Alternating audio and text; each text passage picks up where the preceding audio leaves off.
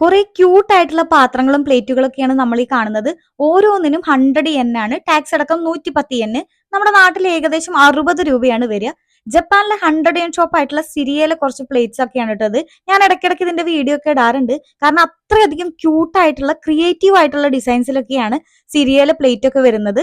ജപ്പാനിൽ ഒരുപാട് 100 yen ഷോപ്പുകൾ ഉണ്ട്. ഡൈസോ, കാൻഡു, വാട്സ് എന്നൊക്കെ പറഞ്ഞിട്ട്. പക്ഷെ അതിനകത്ത് ഓരോന്നിനും ഓരോ പ്രത്യേകതകളുണ്ട്.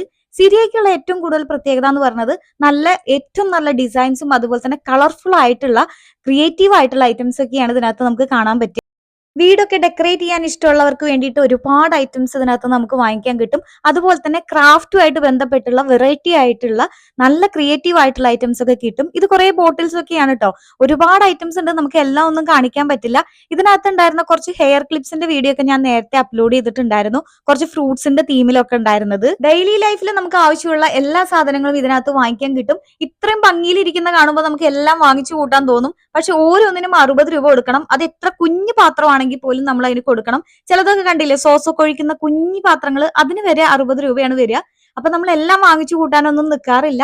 എല്ലാം കാണാനും ഭംഗിയാട്ടോ. നമുക്കറിയാത്ത ഒരുപാട് സാധനങ്ങൾ ഇതിനകത്ത് ഉണ്ടായിരിക്കും. നമ്മൾ ഇതുവരെ കണ്ടിട്ട് പോലും ഇല്ലാത്ത ഒരുപാട് ഉപയോഗമുള്ള സാധനങ്ങളൊക്കെ ഉണ്ടായിരിക്കും. അപ്പൊ അതൊക്കെ എന്താണെന്ന് നമ്മൾ നോക്കുകയൊക്കെ ചെയ്യാറുണ്ട് പോകുന്ന സമയത്ത്. ഓരോ കാറ്റഗറി അനുസരിച്ചിട്ടായിരിക്കും വെച്ചിട്ടുണ്ടായിരിക്കുക. അപ്പൊ നമുക്ക് ഏകദേശം ഇത് കാണുമ്പോഴൊക്കെ മനസ്സിലാവും.